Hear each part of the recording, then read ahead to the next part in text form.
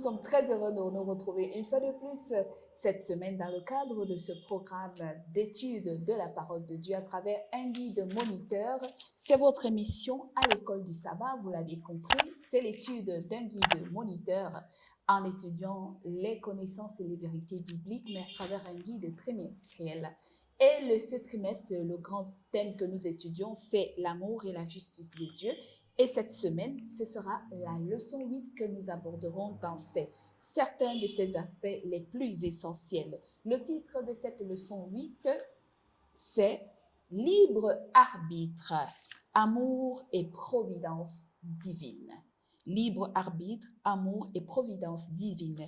Le verset de mémoire nous est tiré du livre de Jean chapitre 16, le verset 33. Jean chapitre 16, le verset 33, la parole de Dieu nous dit ceci. « Je vous ai dit ces choses afin que vous ayez la paix en moi. Vous aurez des tribulations dans le monde, mais prenez courage, j'ai vaincu le monde, nous dit Jésus-Christ. » Pour en parler, nous avons encore une fois de plus cette semaine nos deux panélistes, le frère Janvier, bonjour. Bonjour madame. Et le frère Alfred, une fois de plus, bonjour. Bonjour madame. Plaisir renouvelé. Avant donc d'aborder les quelques leçons clés de cette 8e leçon du premier trimestre 2025, nous allons demander au frère Janvier de nous bénir par sa prière. Merci Seigneur pour cette opportunité que tu viens encore de nous accorder pour que nous puissions encore parler de ce qui vient de toi, ô Dieu. Oui, Père, utilise-nous seulement pour que nous puissions parler de toi seul. Et que toute personne qui va nous écouter, toute personne qui va nous regarder, ô Dieu, qu'il soit aussi béni par ce que nous allons dire maintenant, parce que ça proviendra de toi. Que ça puisse changer le cœur de ceux qui étaient perdus, de ceux qui étaient dans le désespoir, ô Dieu, qu'ils retrouvent l'espoir à travers ce que tu veux encore parler à travers nos bouches, au nom de Jésus. Amen. Amen. Très chers téléspectateurs et internautes de la PPT TV, vous êtes en train de suivre votre programme à l'école du sabbat, l'étude de la parole de Dieu à travers un guide trimestriel. Le guide de ce trimestre, nous l'avions dit suffisamment, c'est l'amour et la justice de Dieu. Et la 8e leçon de cette semaine que nous étudions, c'est libre arbitre, amour et providence divine. D'ailleurs, c'est une suite et une continuité, on dirait-on, de la leçon 7 que nous avons étudiée la semaine dernière en parlant de la défense du libre arbitre et de ce que malgré que Dieu soit le souverain, beaucoup de choses surviennent, non pas à cause des autres, mais à cause des choix que nous faisons. Et cette leçon va nous permettre de savoir comment est-ce que nos choix influencent notre destinée. Est-ce que nous avons été choisis ou déterminés pour être ce que nous sommes devenus par les faits des circonstances, ou est-ce que nous avons été déjà prédestinés à être condamnés ou à être sauvés? Cette leçon va nous permettre de comprendre la place prépondérante de notre choix personnel. Nous disons que Dieu est souverain. Est-ce à dire que tout ce qui arrive dans le monde qui nous entoure est de la volonté de Dieu? Je voudrais poser cette première question au frère Alfred, parce en partant de l'énigme de ce jeune homme dont le professeur a d'ailleurs dit que tout ce qui arrive, il avait du mal à comprendre la souveraineté de Dieu dans tout ce qui lui arrivait. Et le jeune homme de lui dit que est-ce que mon chien est mort parce que Dieu a voulu que mon chien meure? Alors, comment comprendre ça? La souveraineté de Dieu face au déclic des événements qui surviennent dans nos vies, l'échec, la mort, la maladie, la guerre, la haine et tout. On est en période de crise, quelqu'un supposera dire que c'est la colère de Dieu. Quand on a vu les incendies à Los Angeles, les gens ont dit non, c'est la colère de Dieu parce que c'est un monde immoral. Aujourd'hui, on est face à la guerre. Est-ce que c'est aussi la colère de Dieu dans les milieux où règne la guerre aujourd'hui? Qu'est-ce qu'on comprend? Merci beaucoup pour cette question. En effet, lorsqu'on parle que Dieu est souverain, nous avons tendance à penser que tout ce qui arrive, Dieu l'a permis, Dieu l'a autorisé. Nous avons tendance à lui coller même les choses qu'il n'a pas faites. Ainsi, quand on dit que Dieu est souverain, il faut reconnaître qu'il est tout-puissant, mais il y a des choses qu'il ne peut pas faire. Être souverain ne signifie pas qu'il va tout faire. Il ne peut pas faire, par exemple, des choses qui vont à l'encontre de sa nature. Et je vais donner un exemple. Dieu ne va pas permettre que nous puissions traverser le mal. Parce que sa nature elle-même, c'est un Dieu d'amour. Je ne sais pas, la semaine passée, j'avais évoqué un verset qui dit que Dieu ne peut être tenté par le mal et il ne tente lui-même personne. Ce qui veut dire que le mal qui nous arrive, il nous arrive comme résultat, comme conséquence de nos propres choix, comme résultat de notre mauvais usage du libre arbitre qu'il nous a donné. S'il y a les guerres, s'il y a les calamités, cela n'était pas dans le plan de Dieu que l'homme puisse souffrir. Mais quand le péché s'est introduit et entré, alors la souffrance aussi a pris place, l'amour aussi a pris place et tout ce qui va avec le mal a pris place. Mais ce n'est pas à dire que c'est Dieu qui a autorisé, c'est Dieu qui a permis que toutes ces choses arrivent. Parce qu'il ne peut pas faire des choses qui vont à l'encontre de sa propre nature, de sa propre personnalité. Merci beaucoup. Eh bien voilà, parce que en revisant à ça, et si on s'appuie sur ce fondement-là, les gens peuvent finalement, avec cette croyance populaire qui voudrait attribuer tout à Dieu, ça veut dire que si je suis née dans une famille pauvre, c'est parce que Dieu a voulu que je naisse dans une famille pauvre. Si je suis née dans une famille, je suis née avec une maladie, Dieu l'a voulu comme ça. La leçon nous a utilisé un terme très complexe, pantocator, qui est très difficile à comprendre, la puissance de Dieu ou la toute-puissance de Dieu. Est-ce que c'est à dire que Dieu trace la vie et le destin de chaque être humain? Oui, la question de dire que peut-être ce que je suis en train de traverser, Dieu l'a déjà prévu. Je pense bien qu'il a fallu que nous allions avec toujours la question, les titres lui-même. Libre arbitre. Et s'il y a libre arbitre, le fait que Dieu est amour, et c'est comme ça qu'il nous a donné cette liberté de choisir. Mais quand il nous donne la liberté de choisir, cela ne veut pas dire qu'il n'est pas capable de faire quelque chose. Mais il a le pouvoir de faire quelque chose, mais ce n'est pas à dire qu'il peut le faire tout en nous poussant de dire choisissez ça. Mais c'est nous qui choisissons ce que... Heureusement, je veux essayer un peu peut-être de voir un peu. Il y a un verset que j'aime, c'est dans Psaume chapitre 81, où vous allez retrouver que quelque part, on va dire que mon peuple a choisi ce que moi je ne voulais pas. Et c'est pour cela que ce peuple est en train de s'y. Et ce n'est pas à dire que Dieu n'est pas capable de faire, d'aider la personne. Je reviens un peu sur l'histoire de Jésus lorsque Jésus voulait, avant que Jésus ne soit sur la croix. Il y a Jésus qui va dire à son Père, si vraiment c'était bon que vous puissiez m'éloigner de cette souffrance. Mais qui dit que Dieu était incapable de le faire? Mais Dieu était capable de délivrer son fils sur la croix. Mais comme il a fallu qu'il puisse passer par là parce que Dieu voulait que ces pécheurs-là soient sauvés. Et c'est ça notre Dieu. C'est-à-dire quand Dieu agit, c'est pour notre bienfait. La puissance de Dieu se manifeste toujours pour notre bienfait. Ça veut dire qu'il y a des choix de vie, il y a des circonstances qui surviennent et nous choisissons parfois pas parce que Dieu le veut, mais nous imposons notre choix à Dieu. Et cela a des incidences plus tard en nous. C'est un peu comme Israël qui avait décidé de demander au prophète Samuel de lui donner un roi comme lui-même. Ce n'était pas le dessein de Dieu, mais finalement, Dieu a accédé à leur volonté. Frère Alfred, jusqu'où donc la limite entre notre volonté et la volonté de Dieu, qui n'est pas toujours d'accord avec les choix que nous faisons, bien qu'il soit le Dieu tout-puissant, le Dieu souverain? Merci beaucoup. En effet, en parlant de la toute-puissance de Dieu, nous savons, et c'est vrai, que Dieu peut faire des choses qui sont au-delà même de notre entendement, Oui. au-delà même de la connaissance ou de la pensée humaine. La Bible nous révèle que Dieu a même pu arrêter le soleil.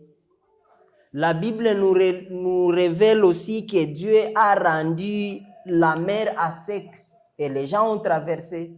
Mais on trouve que, bien que Dieu est tout-puissant, il a quand même des limites. Il ne peut pas forcer notre choix. Par exemple, je donne un exemple où Dieu nous aime. Il nous aime, comme nous l'avons dit dans les leçons précédentes, il nous aime inconditionnellement. Mais il a des limites à forcer notre réponse à son amour. Parce que s'il forçait cet amour, ça cesserait d'être appelé amour. Parce que l'amour ne peut pas être forcé.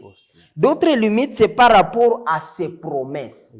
Ce qu'il a promis, il le fera. Mais il ne va pas faire aussi ce qu'il n'a pas promis. Il nous a promis qu'il respectera notre libre choix et ainsi, lui-même, il est limité à nous forcer d'aller au-delà de notre libre choix. Je voudrais lire quelque chose à la page 101 de notre leçon. Donc, pour insister, avant que peut-être se dit que l'amour, la réponse de l'homme à l'amour de Dieu, c'est justement pour cela que Dieu permet à l'homme d'avoir la possibilité de choisir. Évidemment. Donc, d'où le libre arbitre qui nous permet de choisir ou de se positionner, soit aimer Dieu ou ne pas aimer Dieu. Évidemment. Alors, à la page 101, il est écrit ce qui suit. Puisque Dieu s'est engagé à accorder aux humains le libre arbitre, ces derniers possèdent la capacité d'exercer leur libre arbitre, leur liberté d'une manière qui peut aller à l'encontre des désirs idéaux de Dieu. Tragiquement, beaucoup de gens exercent leur liberté de cette manière et par conséquent, il y a beaucoup de choses qui se produisent que Dieu ne souhaite pas voir se produire. Ainsi donc, ne dépendent pas à proprement parler de Dieu. Donc, Dieu nous a donné cette liberté-là de choisir nous-mêmes.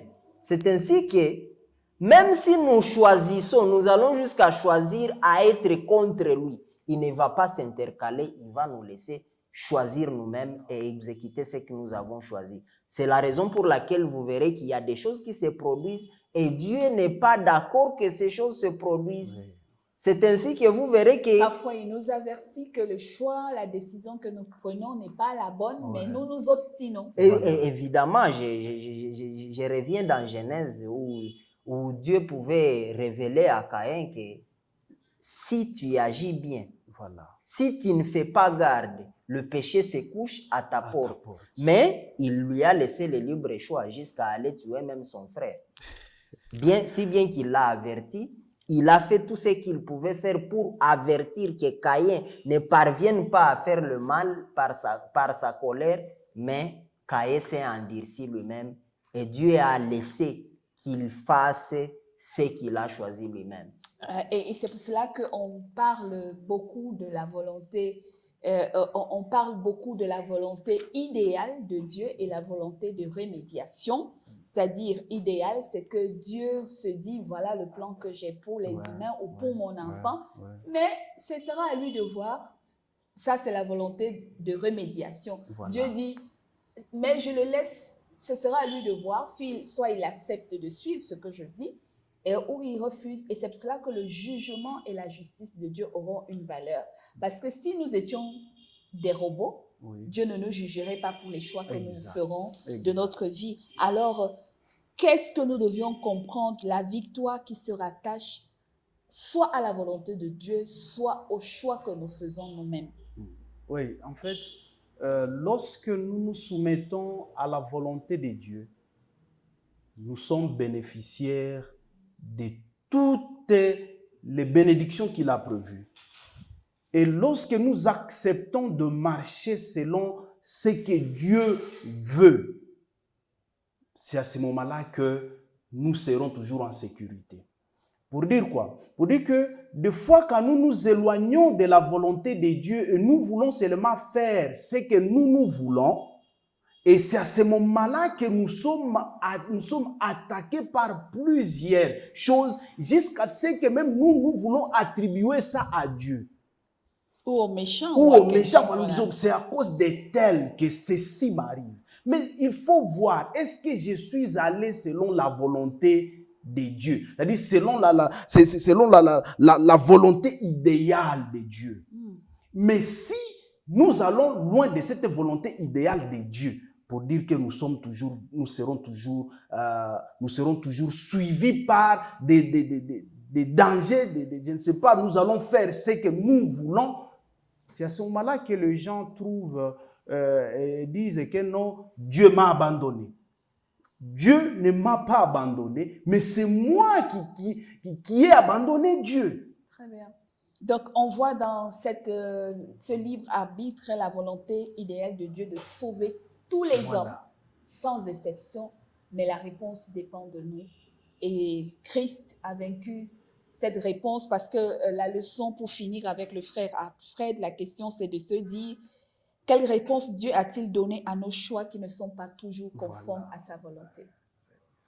En effet, madame, Dieu voudrait idéalement que tous les êtres humains soient sauvés. Exact. C'est ça l'idéal. Il voudrait que nous tous, nous puissions hériter du salut. Voilà pour la raison pour laquelle il a même pourvu.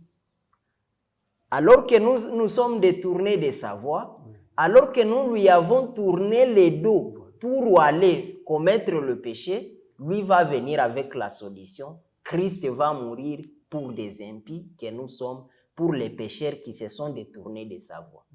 Mais en même temps, il ne va pas forcer.